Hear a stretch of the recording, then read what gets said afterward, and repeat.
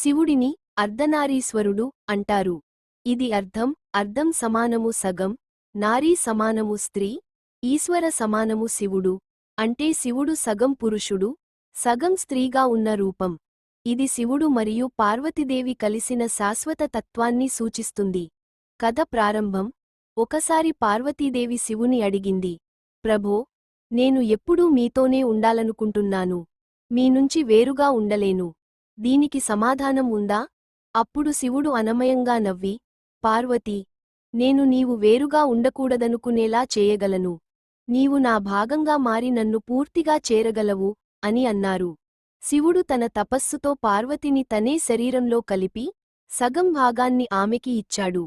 అలా శివుడు, పార్వతిగా కలిసిన రూపం అర్ధనారీశ్వరుడుగా ప్రసిద్ధి చెందింది. ఈ లీల యొక్క తాత్పర్యం, సృష్టిలోని స్త్రీ, పురుష తత్వాలు వేరు కాదు. అవి ఒకే రూపంలో ఉంటే సృష్టి ముందుకు సాగుతుంది అని ఇది చెబుతుంది.